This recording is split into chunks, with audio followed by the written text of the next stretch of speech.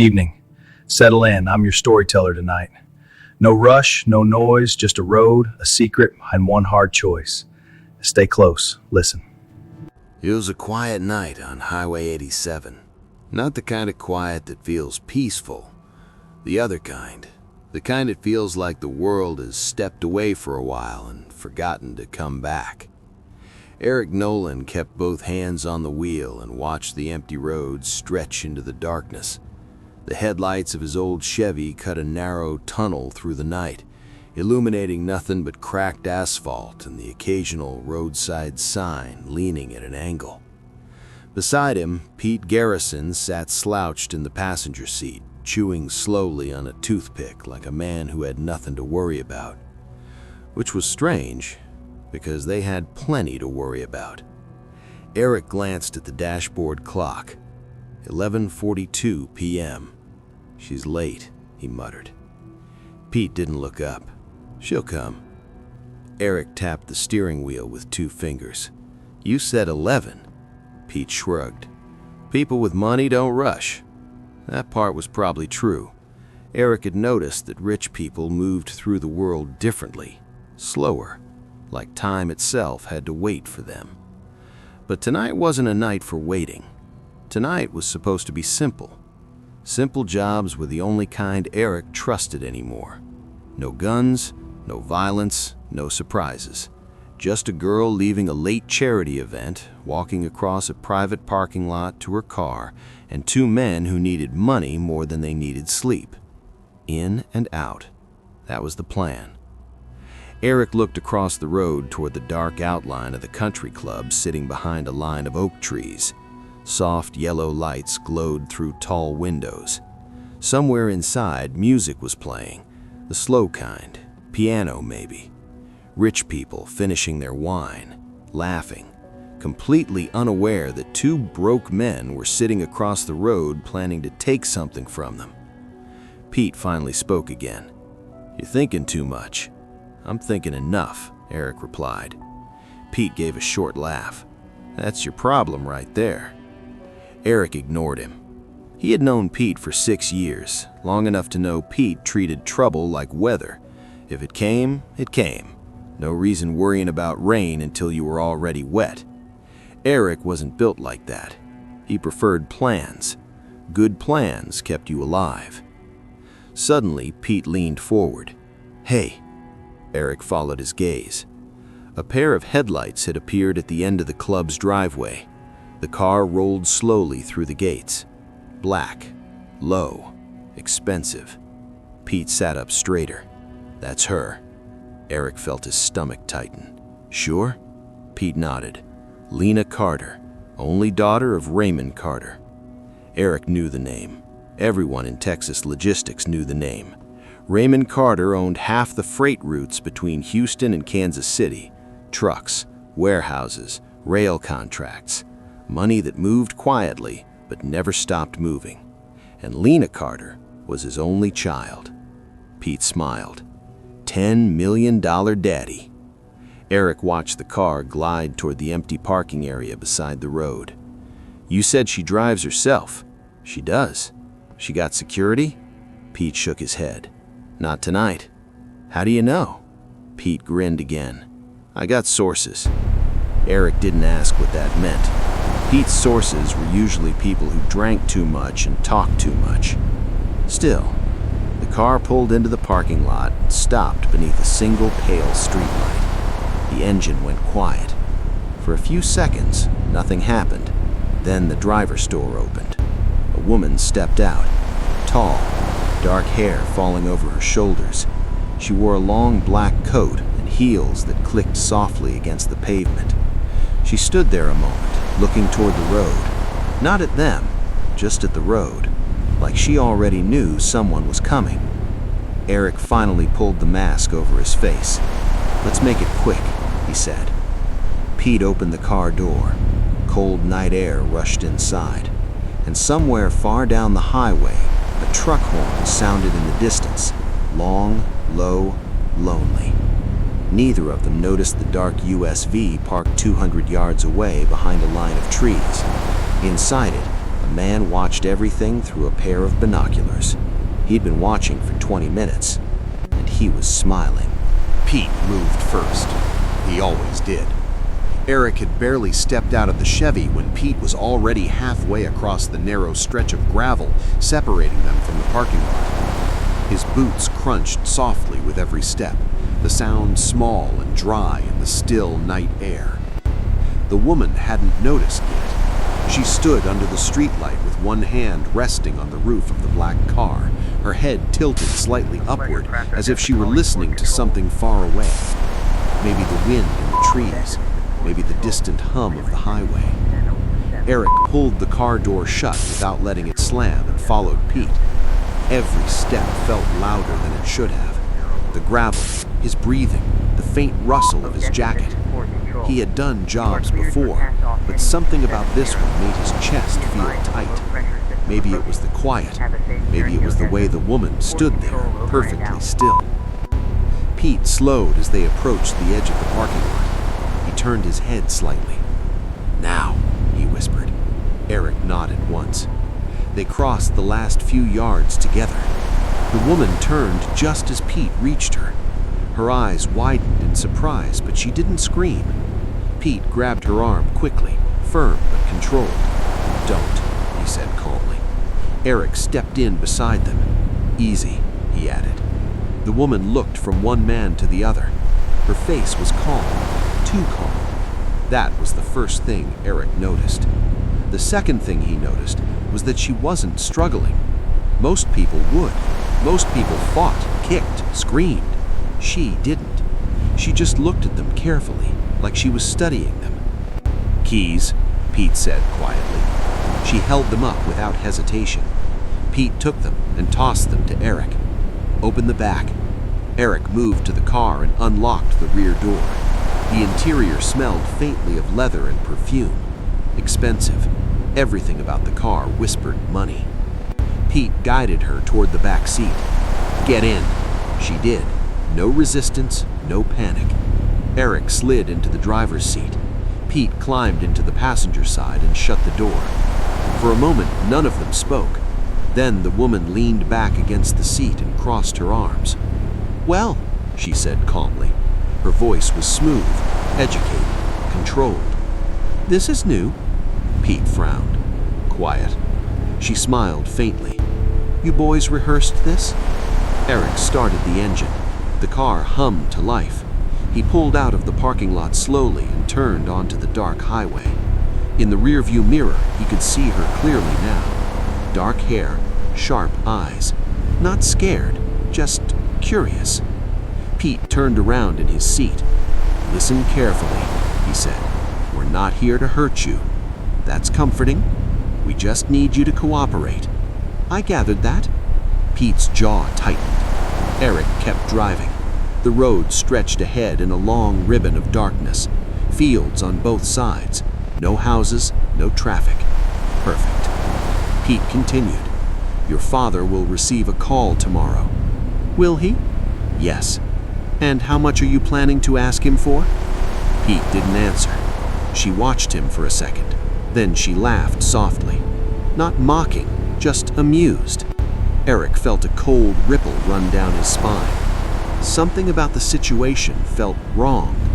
People didn't react like this, not when they were kidnapped. Pete noticed it too. "Something funny?" he asked. The woman tilted her head slightly. "I'm just thinking." "About what?" She looked out the window at the passing darkness, then back at them. "You boys have no idea what you just did." Pete's patience snapped. "You're worth $10 million. She smiled again. "That's what you think." Eric glanced at her in the mirror. "Isn't it?" The woman leaned forward slightly. Her eyes met Eric's in the reflection. "No," she said softly. "I'm worth a lot more trouble than that." For several seconds, the only sound inside the car was the steady hum of the engine and the tires rolling across the empty highway. Pete finally turned back around in his seat. "Relax," he muttered. "She's playing games." Maybe, but Eric couldn't shake the feeling that something had shifted. Behind them, the country club lights had disappeared. The highway stretched into darkness, and somewhere far back along the road, the black SUV had started its engine. Its headlights remained off as it quietly pulled onto the highway and followed them at a distance. The highway opened wide ahead of them, a black ribbon cutting through miles of empty Texas land. Eric kept the speed steady, just above 60, not fast enough to attract attention, not slow enough to feel nervous. The woman in the back seat shifted slightly, adjusting the collar of her coat as if she were settling in for a long drive. Pete watched her through narrowed eyes. "You're pretty calm for someone in your situation," he said. She looked back at him without any urgency. "And what situation would that be?" Pete's patience was thinning. "You've been kidnapped." "Have I?" she said mildly. Eric kept his eyes on the road, but he could feel the conversation tightening the air inside the car. Pete leaned closer to the back seat. "Listen carefully," he said. "Your father is Raymond Carter, logistics empire, shipping contracts, freight yards across half the state. You're his only daughter." She tilted her head slightly. "That's impressive research. So don't act like you don't understand what's happening." For a moment, she studied Pete's face like a teacher examining a student who had answered a question incorrectly. Then she sighed. "You boys really think you grabbed Lena Carter?" Neither man spoke. She leaned back again, folding her hands in her lap. "Let me guess," she continued. "Charity dinner at the country club. Lena drives herself home sometimes. Easy target. No security tonight." Pete's expression hardened. "Shut up!" "But you didn't check one small detail." Eric's grip on the wheel tightened slightly. Pete's voice dropped. "What detail?" The woman's eyes moved toward Eric in the mirror again. "The car." Pete looked around the interior like he was seeing it for the first time. Black leather seats, digital dash, custom stitching. A car that probably cost more than Eric had made in 3 years. "What about it?" Pete said. "This isn't Lena Carter's car." Pete turned slowly. "What?" The woman smiled faintly. "She hates black cars, says they look like funerals." Pete laughed once, sharp and humorless. "You're lying." "Maybe." Eric felt the knot in his stomach grow tighter. Pete leaned back, staring at her. "Then whose car is it?" The woman paused, long enough to make the silence uncomfortable. Finally, she said quietly, "Mine." Eric glanced in the mirror again. "You're saying you're not Lena Carter?" "That's exactly what I'm saying." Pete's voice dropped to something colder. "Then who the hell are you?" She studied both of them carefully before answering. "Someone you really didn't mean to kidnap." Pete scoffed. "Everybody says that." But Eric noticed something. Her voice hadn't changed. Not nervous, not defensive, just certain. Pete turned forward again, rubbing his jaw. "Fine, let's say you're not Lena Carter." "I'm not." "Then why were you leaving the Carter charity dinner?" "I wasn't leaving it." Pete frowned. "You came out of the club." "Yes." "So you were there?" She shook her head. "No." Eric finally spoke. "Then what were you doing there?" The woman looked out the window again as the dark field slid by. "Waiting." "For who?" Eric asked. "For someone who never showed up." Pete snorted. "Convenient story." She shrugged. "You can believe whatever makes you comfortable." Pete turned in his seat again. "Listen, either you're Lena Carter or you're lying about not being Lena Carter. Either way, tomorrow we're calling Raymond Carter." The woman's expression didn't change. "That might be awkward." Pete smiled coldly. "Why?" "Because," she said softly, "Raymond Carter has never seen me in his life." That was when Eric felt the first real tremor of doubt. Not about her, about the job. Pete leaned forward again. "Name." She hesitated just long enough to make them lean closer. Then she said, "Victoria Hale." Neither man reacted, but far behind them on the dark highway, the black SUV suddenly accelerated slightly. Inside it, the man watching through the windshield stopped smiling. His grip tightened on the steering wheel. Victoria Hale, he murmured quietly. Then he reached for his phone, because if the girl in that car really was Victoria Hale, then two very unlucky men had just stolen something that did not belong to them, and people who did that rarely lived long enough to regret it. For a while, no one spoke. The car moved steadily through the night, the engine humming low beneath the silence. Eric kept his eyes on the road, but his thoughts had begun to drift somewhere uneasy. Victoria Hale. The name meant nothing to him, but it clearly meant something to someone. Pete shifted in the passenger seat and cracked his knuckles. "All right," he said finally. "Let's pretend that's your real name." Victoria didn't answer. Pete turned slightly toward the back seat. "So tell me, Victoria Hale, why should we care?" She watched the passing darkness through the window. "You shouldn't." Pete frowned. "That's not very convincing." She looked back at him. "I'm not trying to convince you." Eric noticed something else then. She hadn't once asked where they were taking her. Most people did. They begged, they threatened, they asked questions. She hadn't asked anything. Pete leaned back in his seat. "You know what I think?" he said. Victoria waited. "I think you're bluffing." "Possibly. You're trying to scare us so we panic and let you go." She smiled faintly. "If that was my plan, I'd be doing a very poor job." Pete gave a short laugh. "You got that right." Eric cleared his throat slightly. "Pete." "What?" "You said the Carter girl was leaving alone tonight. She was supposed to. Then how do you explain her?" Pete didn't answer immediately. That was the problem with Pete's plans. They worked right up until the moment they didn't. Finally, Pete shrugged. "Maybe she's lying." Victoria leaned forward slightly between the seats. "I'm not." Pete turned quickly. "Then explain something." "Go ahead."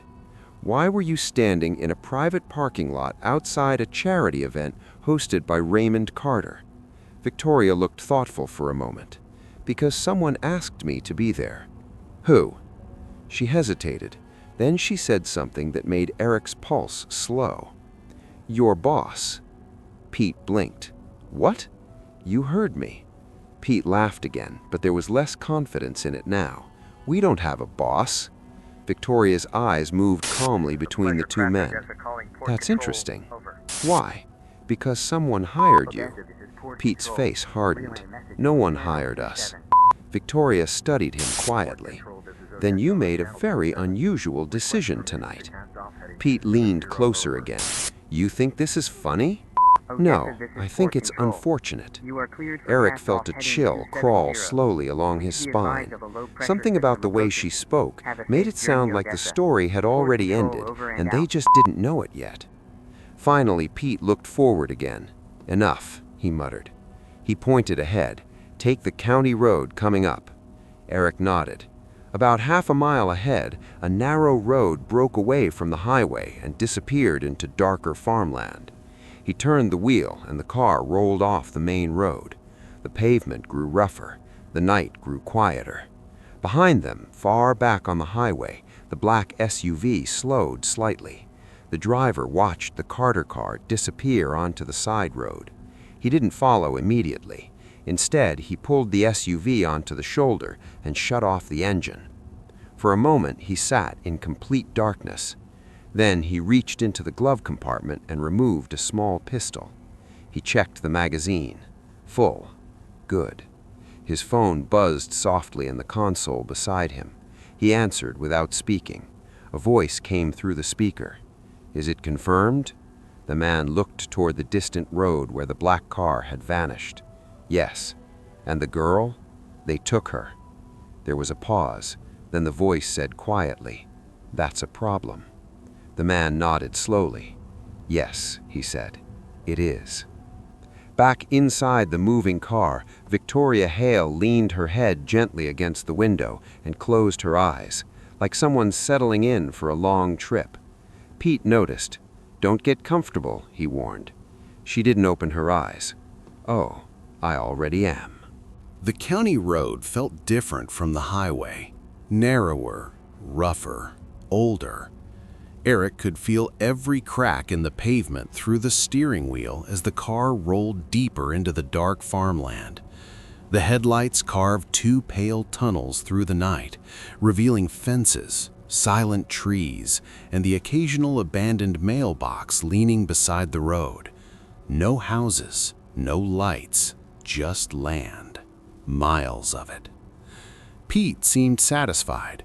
He rested one elbow against the window and looked out into the darkness. "This is better," he said. Eric didn't answer. Victoria Hale sat quietly in the back seat. She had shifted slightly so the dim interior light from the dashboard fell across part of her face. Her eyes were open again now, watching the road ahead through the windshield. Or maybe watching Eric. It was hard to tell. "You're taking a risk," she said calmly. Pete rolled his eyes. "Here we go again. You're leaving the main road. So if something happens to you out here," she continued gently, "no one will hear it." Pete turned around in his seat. "That's supposed to scare us?" Victoria shook her head. "No." "Then what?" "A warning." Pete laughed. "You're the one tied up in the back seat, sweetheart." Victoria glanced down at her wrists. Pete had used a strip of cloth from the glove compartment to bind them loosely, not tight enough to hurt, just tight enough to make sure she didn't try anything clever. She lifted her hand slightly and studied the knot. "You didn't even double it," she observed. Pete frowned. "What?" "The knot," she said. "It's sloppy." Pete stared at her for a second, then snorted. "You planning to escape?" Victoria leaned back again. "No." Pete turned forward again. Eric drove another mile before speaking. "Where exactly are we going?" Pete pointed ahead. "There's an old storage barn about 5 miles down this road." "You sure?" "I used it once before." "For what?" Pete shrugged. "Different job." Eric didn't ask anything else. That was Pete's way. Temporary places, temporary plans, temporary trouble. The road dipped slightly and passed through a small patch of trees. The branches hung low above the asphalt, forming a dark tunnel overhead. Inside the car, the air felt heavier now. Victoria spoke again. "You two have known each other a long time." Eric glanced in the mirror. "What makes you think that?" "You don't talk like strangers." Pete smirked. "We're not." "How long?" Pete answered. 6 years. Victoria nodded slightly. "And this was his idea?" Pete pointed a thumb toward Eric. "His car." Victoria looked at Eric again through the mirror. "That's not what I meant." Eric didn't respond. She smiled faintly. "I'm good at reading people." Pete groaned. "Oh, great. Now she's a psychologist." Victoria ignored him. "You're the careful one," she said to Eric. "You plan things." Eric said nothing. "And he's the impatient one," she added, nodding toward Pete. "He acts first and figures things out later." Pete turned sharply. "You done analyzing us?" Victoria shrugged. "You asked me questions first." Pete opened his mouth to respond, but stopped, because up ahead, something unexpected appeared in the headlights. A vehicle, parked across the side of the road. Eric slowed immediately. "What the hell?" Pete muttered. The car was old, a pickup truck. Its driver's door stood open.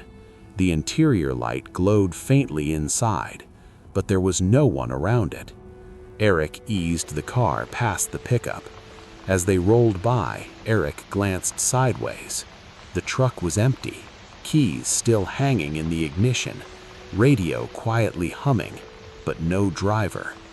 Victoria leaned slightly to look out the window as they passed. "Interesting," she murmured. Pete snapped. "What is?" "That truck." "It's a truck." "No," she said softly. "It's a message." Pete frowned. "What are you talking about?" Victoria watched the pickup disappear behind them.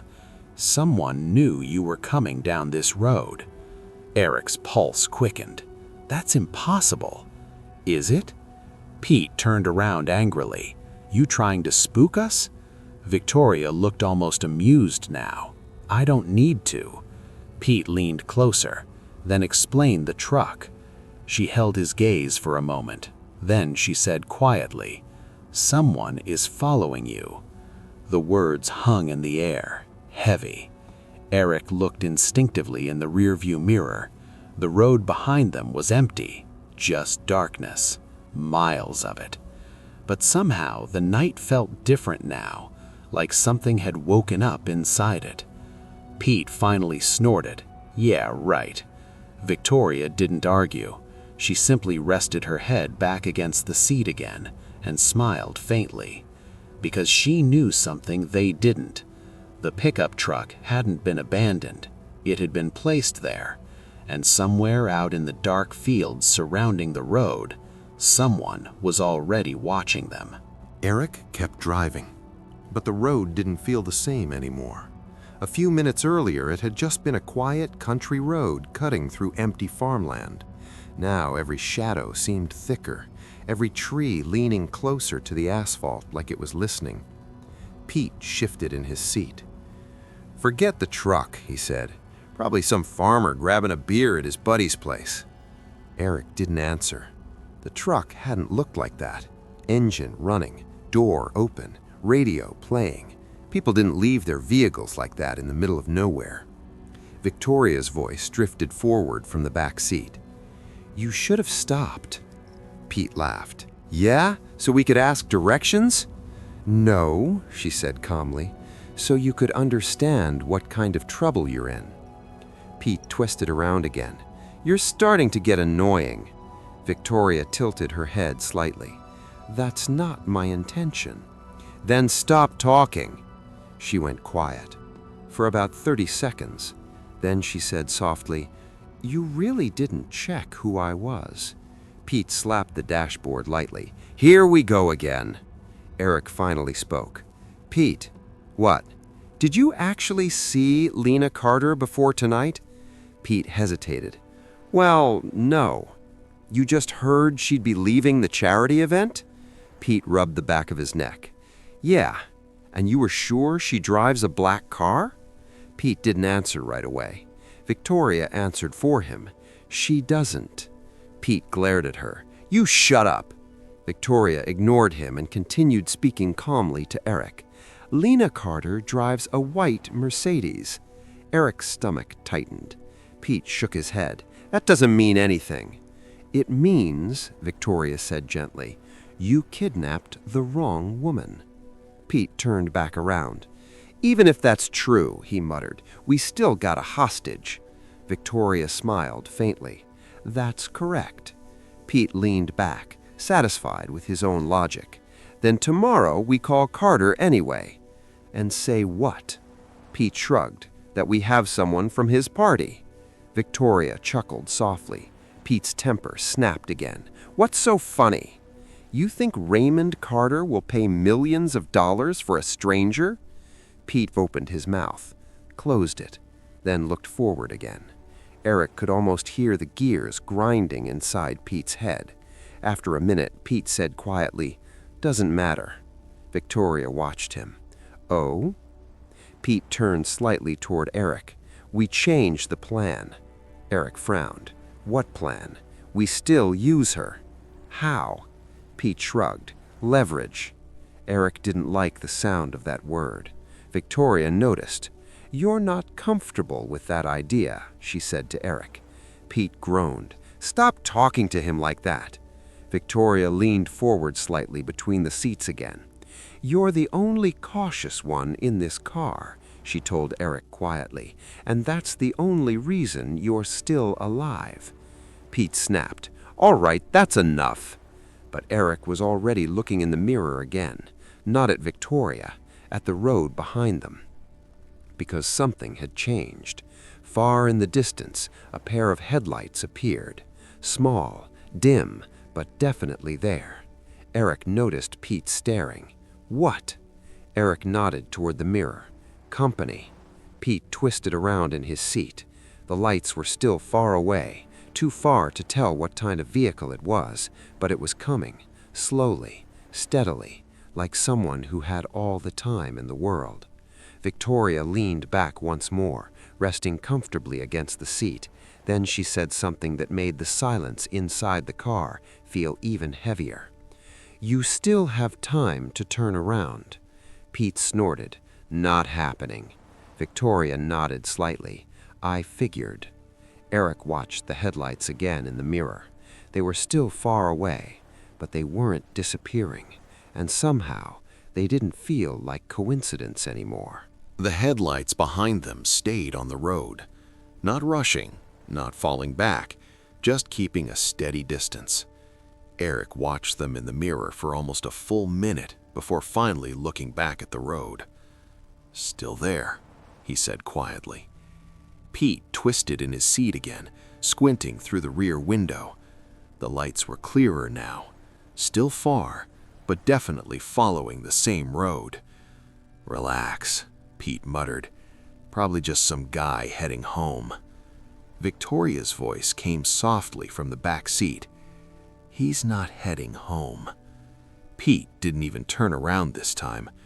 "Oh, you know his schedule now?" "I know his habits." Eric glanced at her in the mirror. "You said he was supposed to meet you." "Yes." "Where?" "At the country club." Pete laughed again. "Then why's he out here?" Victoria looked at the dark field sliding past the windows. "Because he realized something went wrong." Pete shook his head. "You're giving yourself way too much importance." Victoria smiled faintly. "Am I?" Eric adjusted his grip on the wheel. "How long until that barn you mentioned?" he asked Pete. 2 miles, Pete said. "Maybe less." Eric nodded. He pressed the gas slightly.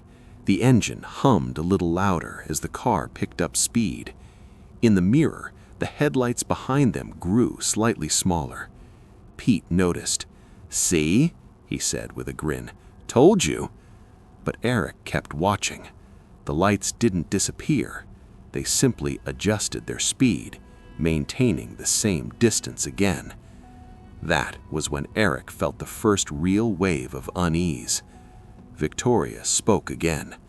"You're not going to outrun him." Pete rolled his eyes. "Why not?" "Because he's not chasing you." Pete turned around slowly. "What's that supposed to mean?" Victoria met his stare calmly. "He's observing."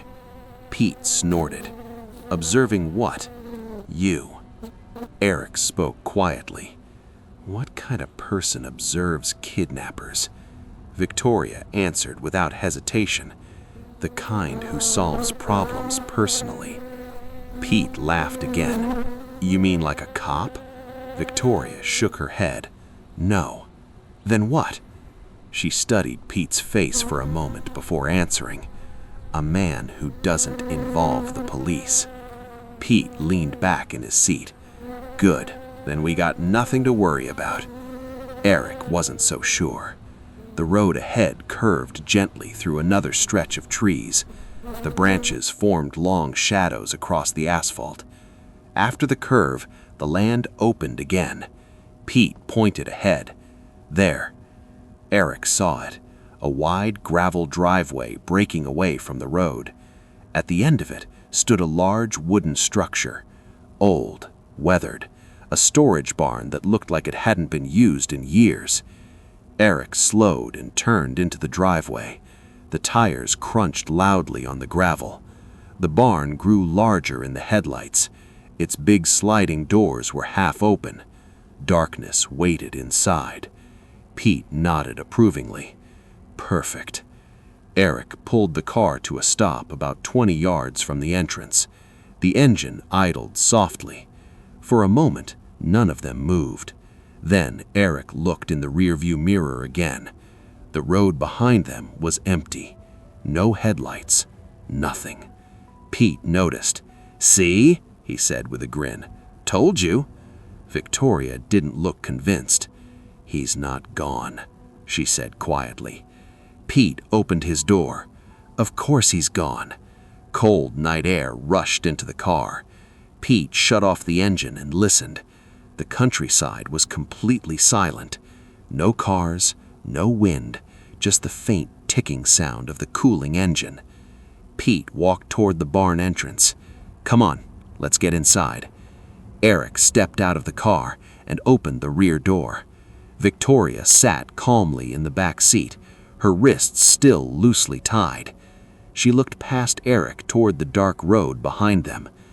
"Before we go in," she said quietly. Eric paused. "What?"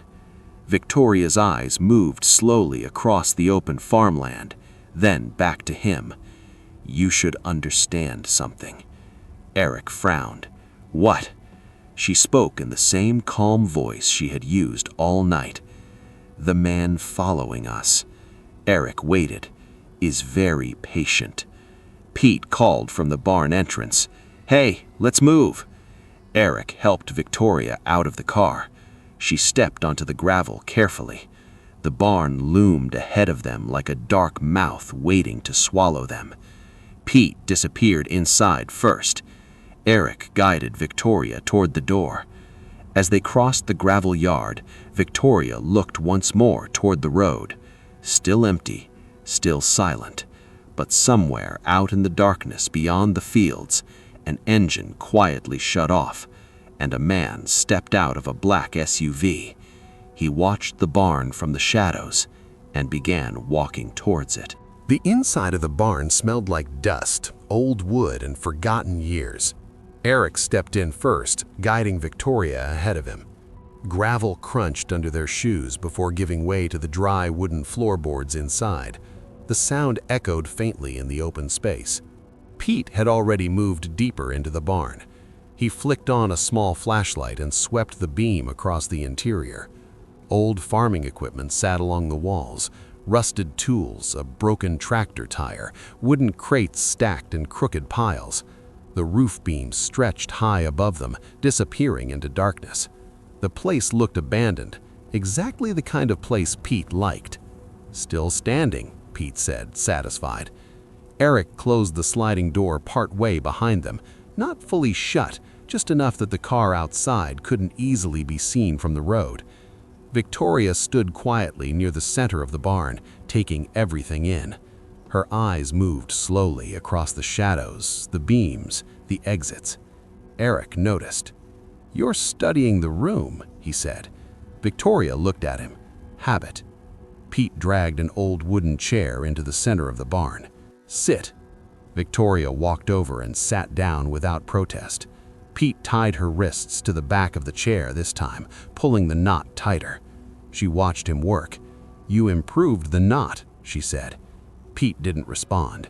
He finished tying it and stepped back. "There," he said. "Now stay put." Victoria looked at the rope calmly. "I wasn't planning to go anywhere." Pete walked over to one of the barn windows and peeked outside. Road's empty. Eric stood near the door for a moment, listening. Still quiet. Too quiet. Finally, he walked toward the center of the barn. "What now?" he asked. Pete turned around.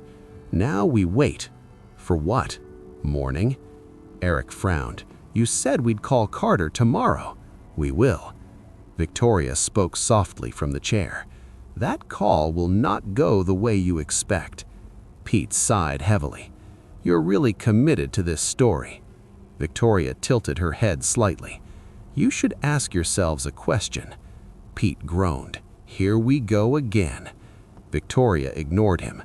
"You think someone is following you for 20 miles without showing themselves?" Eric didn't answer. Pete rolled his shoulders. "Because they're scared." Victoria smiled faintly. "No." "Then why?" "Because he's deciding." Pete snorted. "Deciding what?" Victoria met his eyes. "How he wants to deal with you." Pete laughed again, but Eric noticed something. The laugh was shorter this time, less certain. Pete walked back toward the chair and leaned closer to Victoria. "Listen carefully," he said quietly. You've been talking about this mystery man for the last 20 minutes. Yes. Let's say he exists. He does. Pete shrugged. So what? Victoria held his gaze. So you should leave. Pete blinked. What? Get in your car, she said calmly. Drive away. Forget you ever saw me. Pete stared at her for a moment. Then he laughed louder than before. That's the funniest thing you've said all night. Victoria didn't laugh. I'm serious. Pete leaned closer.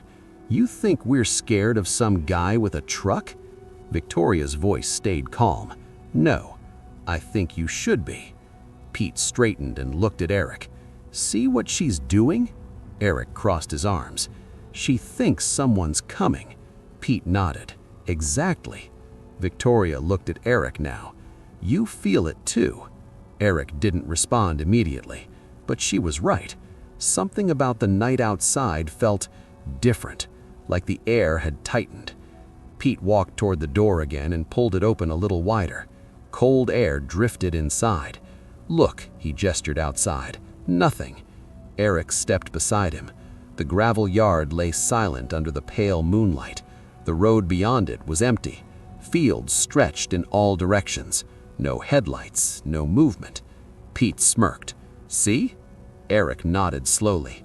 But just as he turned to step back inside, a faint sound reached his ears.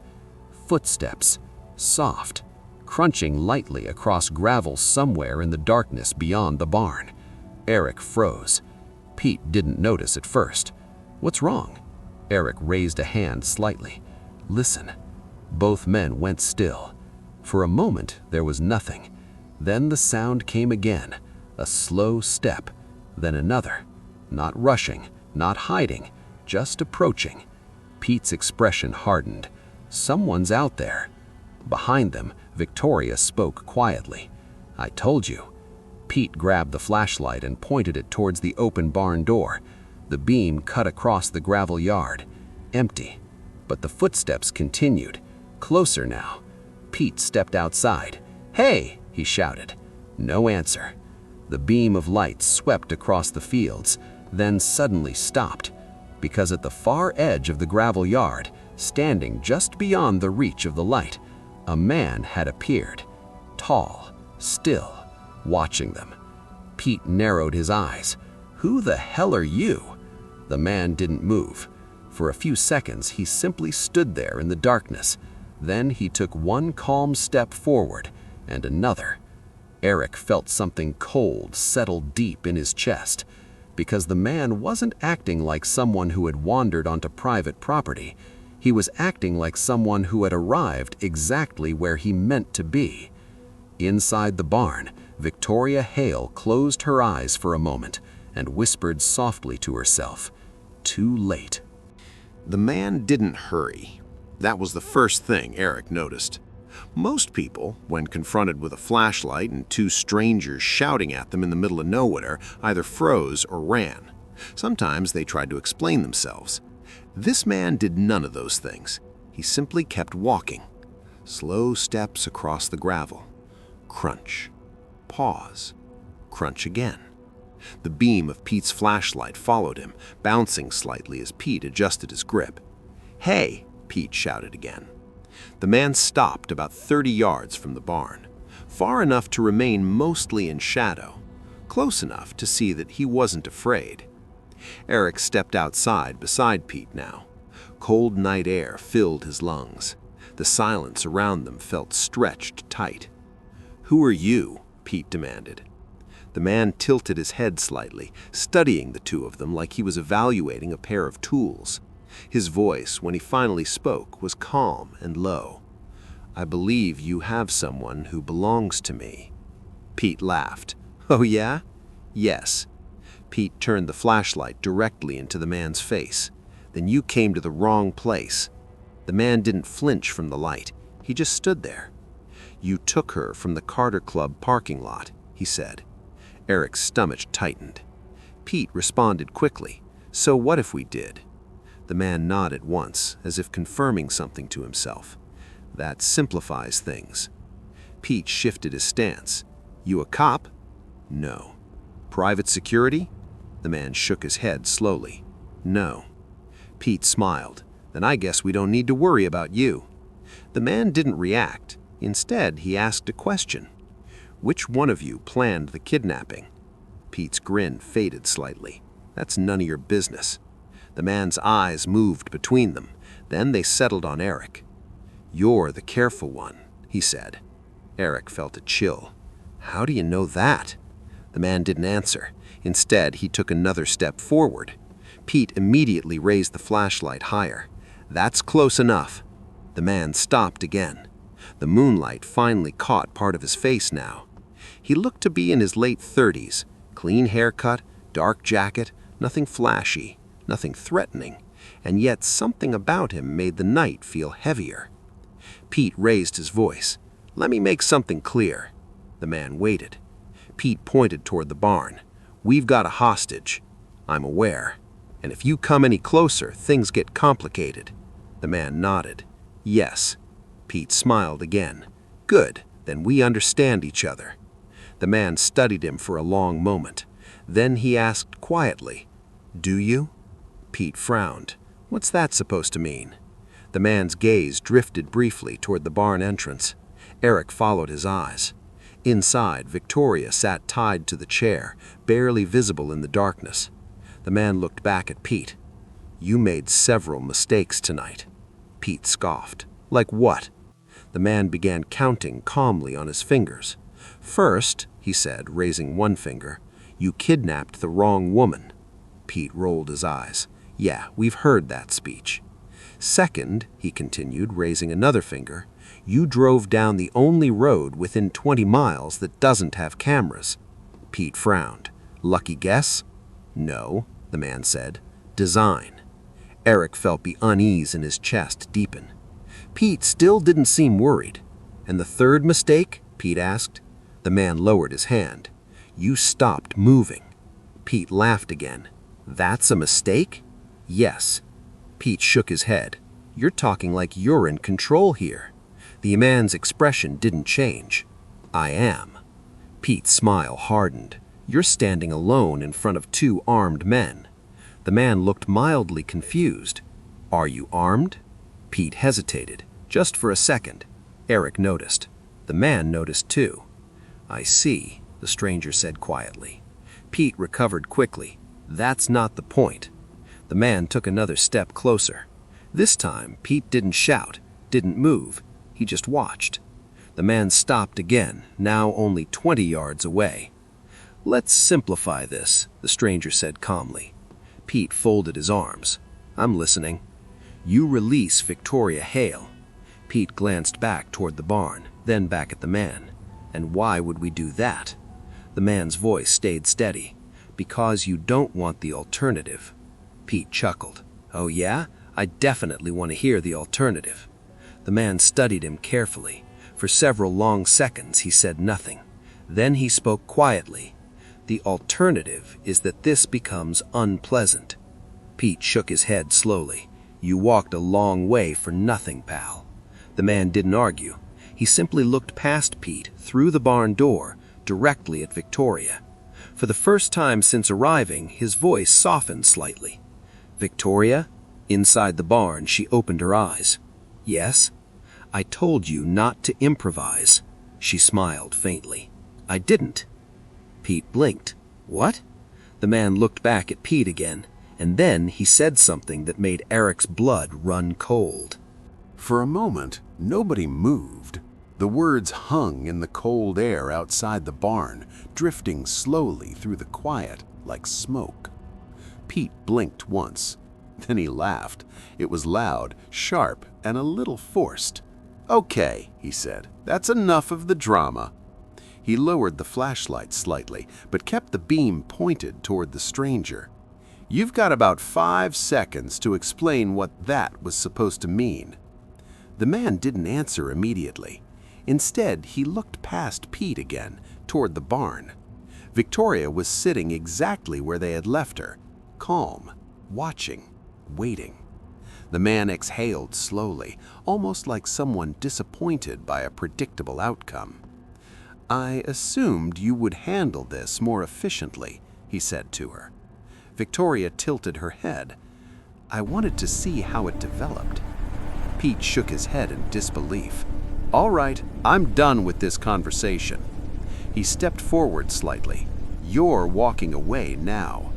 The man turned his attention back to Pete. "I don't think so." Pete's voice hardened. "I'm not asking." The man studied him for a moment. "You should be." Eric felt the tension between them tightening like a wire ready to snap. Pete had that look now, the one Eric knew well, the look Pete got when his pride took over from his judgment. "Listen," Pete said slowly, "you're standing in the middle of nowhere." The man waited. "No cops," Pete continued, "no witnesses." The man nodded. "That is correct." Pete smiled. "Then you understand the situation." "Yes," the man said calmly, "I do." Pete pointed the flashlight directly at him again. "Good." For a few seconds, nobody spoke. The wind moved faintly through the trees behind the barn. Somewhere in the distance, a night bird called once, then went quiet again. Eric finally broke the silence. "Pete." Pete didn't look at him. "What?" "Maybe we should just hear what he wants." Pete scoffed. "He already said."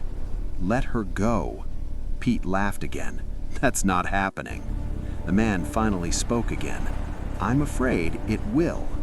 Pete's patience was gone now. "Or what?" The man's eyes moved slowly between the two kidnappers. Then he said something that sounded almost apologetic. "Or we move to the next step." Pete raised an eyebrow. "And what step is that?" The man reached slowly into the inside pocket of his jacket. Pete stiffened. "Don't." The man stopped moving. His hand remained halfway inside the jacket. Eric's pulse quickened. "Pete," he said quietly. Pete raised the flashlight higher. "I said don't." The man looked at him, then slowly withdrew his hand.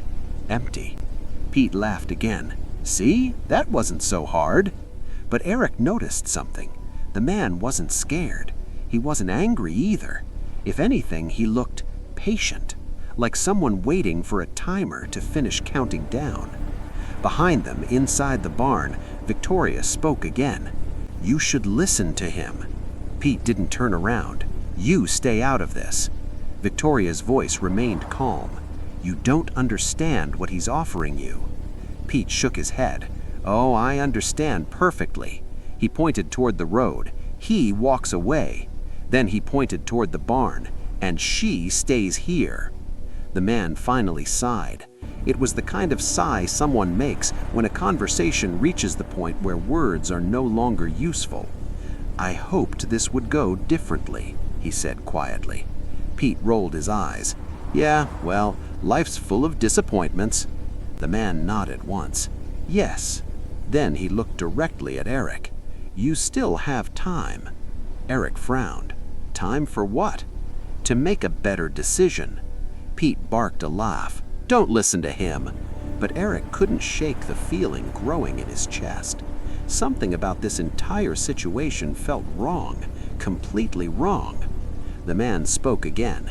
"This is the last time I will ask." Pete crossed his arms. "Then ask." The man's voice was calm. "Release Victoria Hale." Pete smiled. "No." The man nodded slowly. "Very well." For a moment, nothing happened. Then something changed. Eric didn't see it immediately. He felt it. A shift in the night, a faint movement somewhere in the darkness beyond the barn. And suddenly he realized something terrifying.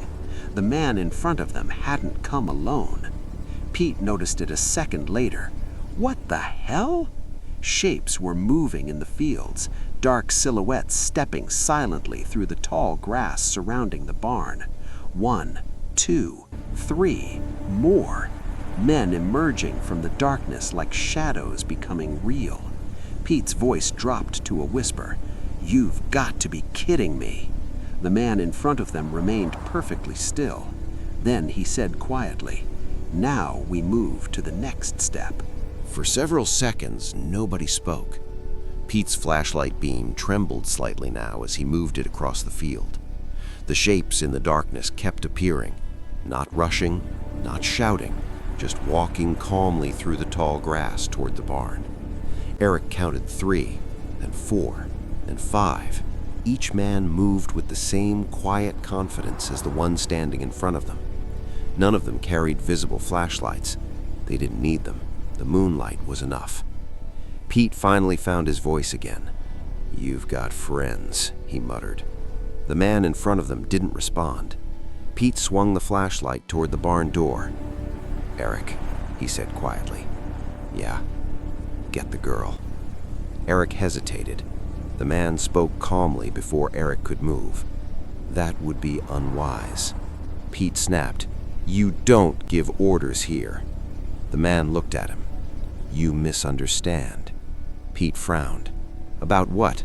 "This situation." Pete lifted his chin slightly. "Oh yeah?" "Yes." Pete's grip tightened on the flashlight. "You think a couple extra guys scare me?" The man didn't answer. Instead, he asked another question. "Do you know who Victoria Hale is?" Pete snorted. "Some girl we grabbed by mistake?" The man shook his head slowly. "No." Pete waited. The man continued. "She is the reason several very powerful people are currently very interested in your location." Pete glanced toward the man approaching through the field. "How many powerful people?" he asked sarcastically.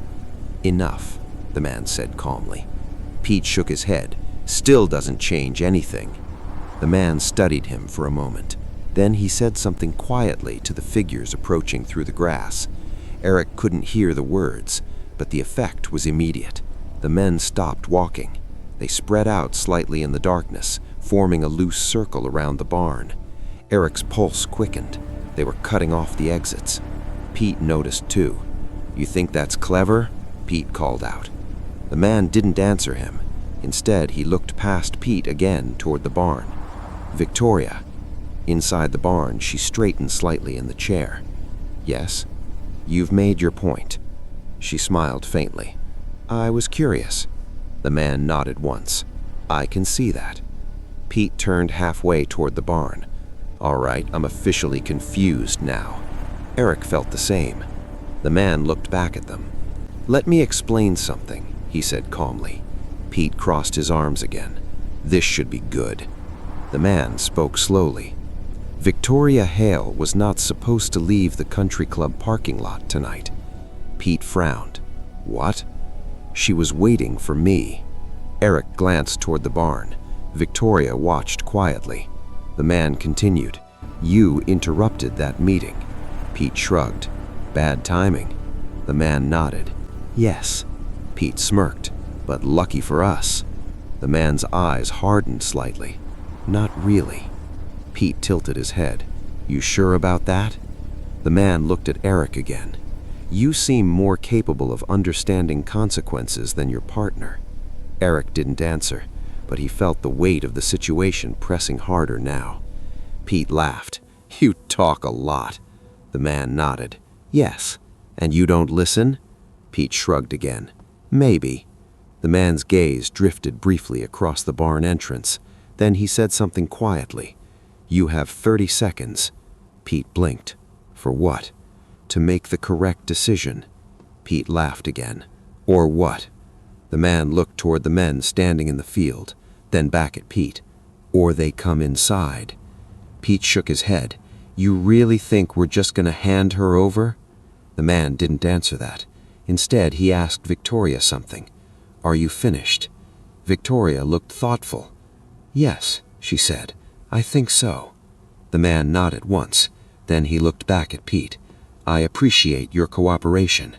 Pete frowned. "What cooperation?" The man's voice remained calm. "The part where you kept her in one place long enough for me to arrive." Pete stared at him. Eric felt something drop in his stomach, because suddenly the situation made a terrible kind of sense. Pete whispered under his breath, "We were the bait." The man's expression didn't change. That is one way to describe it. Inside the barn, Victoria Hale smiled slightly. And for the first time that night, Eric understood something very important. They had not kidnapped the wrong woman. They had kidnapped exactly the woman someone wanted them to kidnap. For half a second, nobody answered her. The lower equipment yard held all the wrong kinds of sound at once. Distant voices collapsing inward from the service strip, the flashlight team on the right adjusting position after Adrian's warning, the metal tick of the crane rail cooling under night air, and behind it all, the quieter, more dangerous silence from the pump house rear, where Simon had stopped to think instead of rushing. Adrian hit the concrete beside them and slid into cover behind the crane housing, breath controlled, sleeve dirt-streaked, one side of his coat torn higher than before. Pete looked from him to Victoria. "No," he said. Victoria kept her eyes on the pit. "Yes." Pete shook his head harder. "No, every time you say things in that tone, somebody ends up in a worse place." Eric looked down into the maintenance cavity. The drop was maybe 9 feet from the edge where they crouched, a little less on the far side where collapsed debris had built a sloping mess of rusted ladder, broken grating, and old cable drums. Black water stood in sections of the floor below. The remaining iron rungs in the wall were corroded and incomplete. One person could get down quickly enough, 2 if they didn't mind broken skin, 4 would bottleneck and die there. Victoria had seen the arithmetic instantly. Adrian did too. "How many?" he asked. 2 clean, 3 badly, 4 dead. Pete stared. That is the worst possible version of counting. The flashlight on the right swept again, this time lower and tighter, catching one corner of the crane rail and a glint off the broken grating. A voice called from that direction. Another answered from behind the service strip. They were beginning to triangulate. Simon's men did not need to see the whole shape. They only needed enough of it to compress the next decision. Adrian looked at Victoria. "You go." She didn't answer. He tried again, flatter. "You and Eric." That made Pete sit upright despite the danger. Interesting, very interesting that I'm apparently not one of the names in that sentence. "No," Adrian said, "you're with me." Pete's expression collapsed into disbelief. That feels much worse. Victoria finally looked at Adrian. "You're assuming Simon takes the yard." "He will." "And the north line?" "Already closing." She glanced once toward the perimeter fence beyond the crane. Moonlight caught the wire in broken strips. No lights there yet, no visible men either, which meant one of 2 things. The line was still open, or Simon had left it dark on purpose. Either way, it wouldn't stay unanswered long. From the pump house rear, Simon spoke again. Calm, near, closer than before. "The pit is too slow." Pete made a tiny sound of horror. Please stop letting him be right from a distance. Victoria did not rise to answer Simon. Instead, she asked Adrian, "Did you prep the rail?" Adrian's eyes shifted to the crane mechanism. "Once." That was answer enough. Eric followed the glance. At the base of the old crane pedestal sat a half-buried housing box connected to the rail switch by armored conduit. One side had been pried open long ago. Inside, dead relays and cut wire should have made the whole thing useless. Should have. Pete noticed the look exchange and immediately regretted it.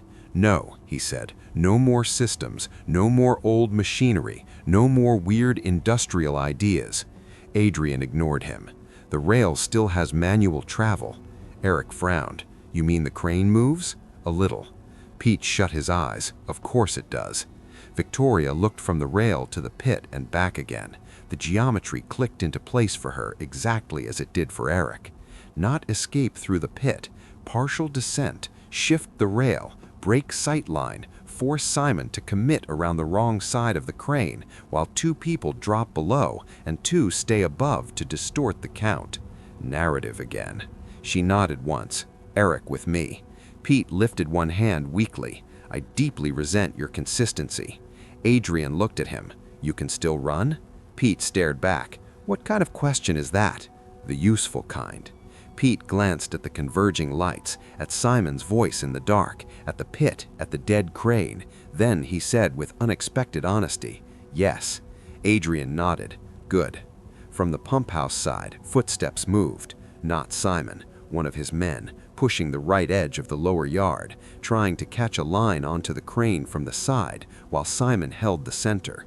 The flashlight beam sharpened again, too close now. Victoria put a hand on Eric's shoulder. When I say drop, don't test the rung. Use the sloped debris on the left. Faster. He nodded. Then what? Stay low in the pit and move under the rail bed. That sounds unstable. It is. Pete laughed once helplessly. I'm surrounded by people for whom that is not a deterrent. Adrian was already at the crane pedestal, hands inside the open housing. He didn't seem to be repairing anything. He was releasing something, some manual lock or travel brake buried in the mechanism. Metal clicked once, then again. Then a deeper, older sound followed, a shift in weight somewhere along the rail. The crane had not moved in years. That didn't mean it was done. Simon heard it immediately. Adrian. No answer. The voice hardened by a degree. Don't. Adrian put his shoulder into the side of the crane control arm and shoved. For a terrifying second, nothing happened. Then the old crane carriage lurched on its rail with a shriek of rust and frozen bearings. It moved maybe 8 inches, enough to change the yard, enough to swing the suspended arm and broken hook assembly into a new angle over the pit and throw a wider, uglier shadow across the concrete, enough to make every eye go outside go to the noise.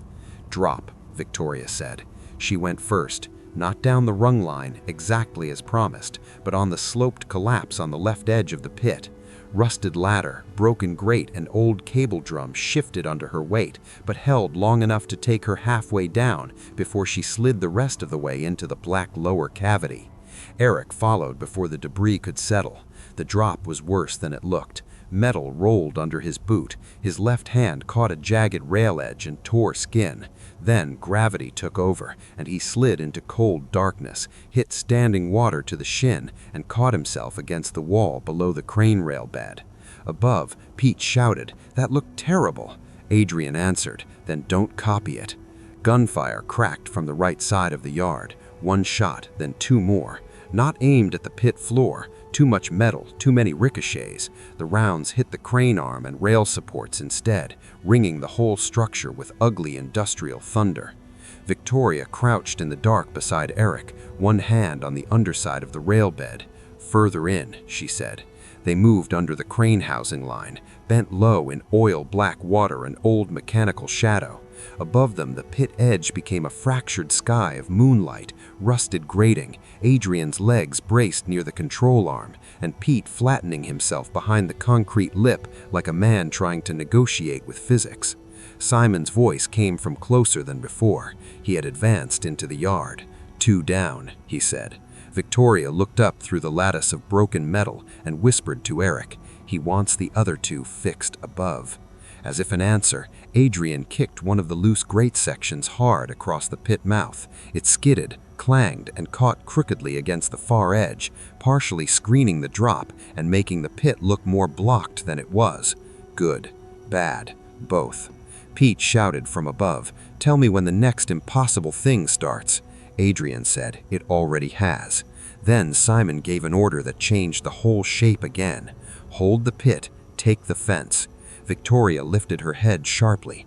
The perimeter, of course. If Simon couldn't collapse the crane quickly enough, he would close the fence line and own the exit beyond it. He didn't need to kill them in the pit. He only needed to make the pit the wrong choice and the fence the unavailable one. Eric understood the implication instantly. So did she. This was no longer about getting down alive. It was about getting out before the top and bottom of the yard became the same trap. Victoria looked at Adrian through the iron shadow and said the sentence quietly, like a choice she hated but had already made. "Then Pete comes down. You don't." Pete followed the direction of the man's gesture. At first, all he saw was darkness. The farmland stretched out beyond the barn like a black ocean. The tall grass moved slightly in the faint wind, whispering quietly under the pale light of the moon. Then the movement appeared again, subtle but unmistakable, shapes shifting slowly near the far tree line. Pete lowered the flashlight slightly, trying to focus. "Who the hell are they?" he asked. The man in the yard didn't answer immediately. Eric felt the same cold pressure building in his chest again. The situation had already been complicated, but now it was becoming something else entirely. Pete turned back toward the stranger. "You expecting more company tonight?" The man nodded slightly. "Yes." Pete stared at him. "You're serious?" "Very." Pete looked back toward the distant field again. The figures were still there, watching, not approaching, just observing. Eric spoke quietly. "You knew they'd be here." The man answered without hesitation. "Yes." Pete shook his head. "This keeps getting better." Victoria spoke from inside the barn. "You should consider leaving." Pete spun around. "You've been saying that for half an hour." "And it keeps being good advice." Pete pointed toward the approaching men in the field. "Those your friends too?" Victoria shook her head. "No." Pete frowned. "Then whose are they?" The man outside finally answered. "They belong to someone who has been looking for Victoria Hale for quite some time." Pete blinked. "Looking for her why?" The man studied him. "For the same reason everyone eventually looks for her." Pete waited. The man finished the sentence quietly. "Because she knows things." Eric glanced back toward Victoria. She didn't look nervous. She didn't even look surprised. She simply sat in the chair with the same calm expression she had worn all night. Pete rubbed his face. "Okay," he muttered. "Let me make sure I understand this." No one interrupted him. "We kidnapped the wrong woman." The man nodded once. "That part is correct." Pete continued. "Then a guy shows up saying she belongs to him." The man did not correct that statement. "And now there are other guys out in the field watching all of us." "Yes." Pete exhaled slowly. "Well, that's just fantastic." Eric noticed something now. The figures in the distant grass had moved slightly closer. Still far away. Still cautious, but no longer completely still. Pete saw it too. "They're coming," he said quietly. The man followed Pete's gaze. "Yes." Pete turned toward him again. "And you're just standing there?" "Yes." Pete frowned. "You got a plan?" The man's voice remained calm. "Yes." Pete waited. "That plan depends on you making a smart decision." Pete shook his head slowly. "You really don't get it." The man looked at him. "No?" Pete gestured toward the barn. "We still have the girl." For the first time since the conversation began, the man's expression changed slightly. Not fear, not anger, something closer to mild impatience. "Yes," he said, "you do." Pete smiled wider. "So that means nobody's shooting anybody tonight." The man didn't answer. Pete continued. "Because if something happens to us," he nodded toward the barn, "something happens to her." The man studied him carefully. Then he said something very quietly. "You are still misunderstanding the situation." Pete frowned. "How?" The man's voice stayed calm. "You believe Victoria Hale needs you to stay alive." Pete's smile widened. "That's exactly what I believe." The man slowly shook his head. "No." Pete's smile faded slightly. "What do you mean, no?" Inside the barn, Victoria spoke gently. "He means," Pete turned toward her, "that I don't." Pete stared at her. "You're tied to a chair." Victoria looked down at the rope around her wrists, then back up again. "Yes." Pete waited. "And?" he said. Victoria smiled. "Look closer." Pete frowned. Eric did. And suddenly he felt a sharp jolt of realization. The rope around her wrists was no longer tight. Pete saw it a second later. "What the?" Victoria slowly lifted her hands. The rope slipped free and fell to the barn floor with a soft thud. She stood up calmly, like someone who had simply finished waiting. Outside, the man nodded once. "Thank you," he said quietly. Pete took a step back. "You've got to be kidding me." Victoria rolled her shoulders slightly, stretching her arms after sitting so long. Then she looked at the two kidnappers. Her voice remained gentle.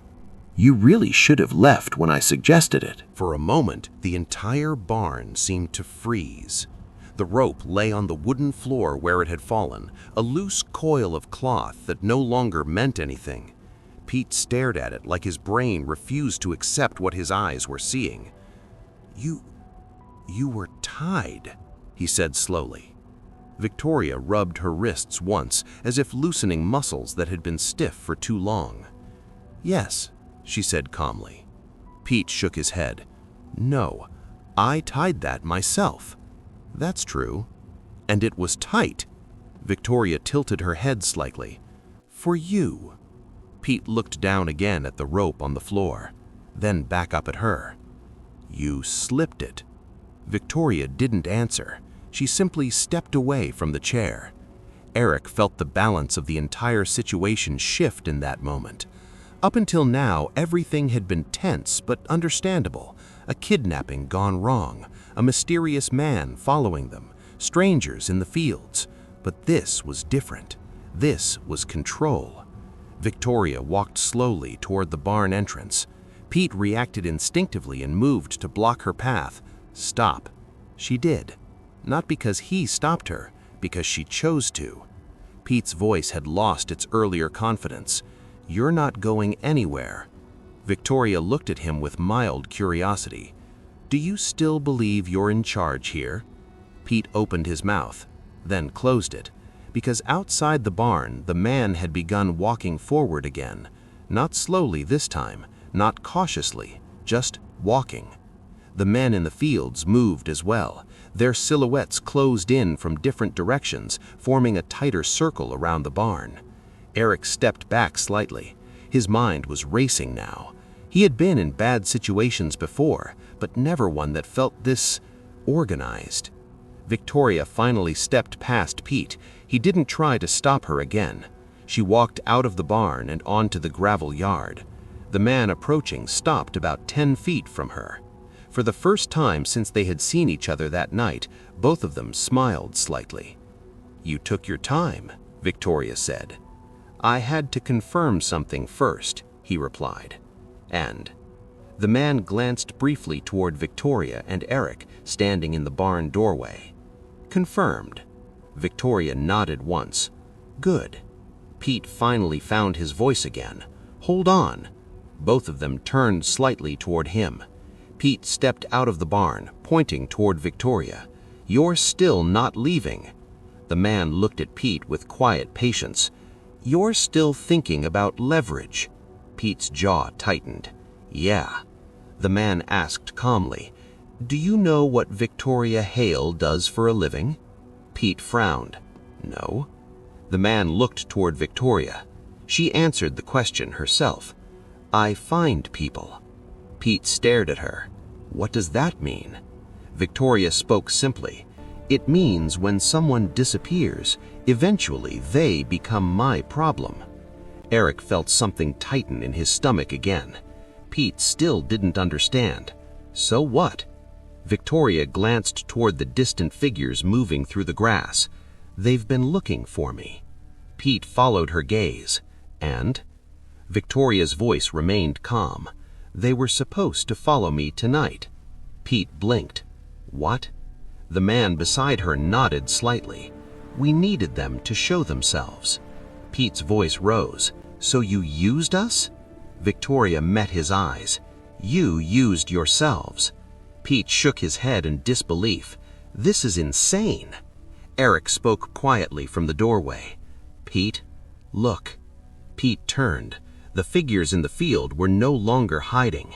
They were walking directly toward the barn now, faster, no longer cautious. One of them raised something in his hand, a weapon. Pete's voice dropped. "You've got to be kidding me." Victoria watched the approaching men calmly. "They've realized the trap." Pete turned back toward her. "What trap?" The man beside her answered quietly. "The one you helped us set." Pete took a step backward. "You're telling me we're standing in the middle of a damn ambush?" Victoria nodded slightly. "Yes." Pete stared at her. "Against who?" Victoria's eyes drifted toward the men closing in from the fields. The people who thought they were hunting me. Eric looked at the approaching figures again, then at the calm woman standing in the gravel yard, and suddenly he understood something that made his pulse pound in his ears. The kidnapping had never been the real story. It had just been the bait. The real hunt had only just begun. The men in the field were no longer hiding. They moved quickly now, cutting through the tall grass with the direct confidence of people who believed they had finally found what they were looking for. Moonlight flashed across metal as one of them raised a rifle. Pete saw it at the same moment Eric did. "Gun," Pete muttered. Eric felt his pulse jump. Everything had shifted in seconds. Before, this had been a standoff. Now it was turning into something much worse. Victoria stood in the gravel yard between the barn and the approaching figures, completely still. The man beside her didn't look alarmed either. If anything, he looked focused. Pete stared at them both. "You're just standing there?" he said. Victoria didn't take her eyes off the men approaching from the field. "Yes." Pete shook his head. "They've got weapons." "Yes." Pete spread his hands. "Then maybe this isn't the smartest place to have a conversation." The man finally spoke again. "They won't start shooting yet." Pete frowned. "How do you know that?" "Because they want her alive." Pete glanced toward Victoria. "Well, congratulations," he muttered. "Looks like everybody wants you tonight." Victoria didn't react. Her eyes followed the approaching figures calmly. Eric counted at least 6 men now, maybe more behind them. The distance between them and the barn was closing quickly. Pete stepped back into the barn doorway. "Okay," he said quietly to Eric. "I'm officially done with this." Eric didn't answer. Pete grabbed his arm. "We're leaving." Eric glanced toward the gravel yard. Victoria and the stranger still hadn't moved. "You think they'll let us?" Eric asked. Pete shrugged. "I'm not asking." Outside, the man spoke quietly to Victoria. "They're closer than expected." Victoria nodded. "They must have spotted your people." The man didn't seem concerned. They were meant to. Pete stepped fully out of the barn again. "Listen!" he shouted toward the approaching men.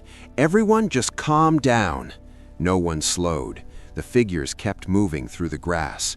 Pete turned toward Victoria. "You'd better explain something real quick." She looked at him. "What? Who the hell are those guys?" Victoria answered without hesitation. "The reason we're here." Pete threw up his hands. "That's not an answer." Victoria glanced toward the stranger beside her. "It's enough of one." The man stepped forward slightly now, positioning himself between Victoria and the approaching figures. Pete laughed nervously. Oh, great, hero moment. But Eric noticed something different. The man in the field had slowed, not because they were afraid, because they were recognizing something. One of them shouted something from the darkness. The words carried faintly across the field. Eric couldn't understand them, but the tone was clear. Recognition, surprise. Pete whispered under his breath, "They know him." The man standing beside Victoria didn't react. He simply watched the approaching group with quiet focus. Then he spoke loud enough for them to hear. "You took longer than expected." The men in the field stopped. For several seconds, no one moved. The wind rustled softly through the grass. Pete looked between them, completely lost now. "All right," he muttered. "I give up." Victoria folded her arms loosely. "You should." One of the armed men stepped forward from the group. Even from a distance, Eric could see the tension in his posture. "You shouldn't have come back toward the barn," the man shouted. The stranger beside Victoria answered calmly, "You shouldn't have followed her." The man in the field raised his weapon slightly. Victoria sighed. "This is getting predictable." Pete stared at her. "You call this predictable?" She nodded slightly. "Yes." Eric looked toward the armed group again. They weren't leaving. They weren't backing down. If anything, they were preparing to move faster. Pete finally snapped. "All right, everybody just stop." No one listened. Victoria spoke quietly. "You should get inside the barn." Pete blinked. "Why?" Victoria's eyes remained fixed on the men in the field. "Because the next part won't involve you." Pete stared at her. The hell it won't! Victoria looked at him one last time. Her voice stayed calm, but it really should. Then she turned back toward the approaching figures, and the man beside her took one slow step forward to meet them. Behind him, in the darkness beyond the fields, more engines started. Headlights flickered to life in the distance. Eric felt the ground shift beneath his understanding of the night, because whatever had just begun out there was far bigger than a kidnapping gone wrong, and they were standing right in the middle of it.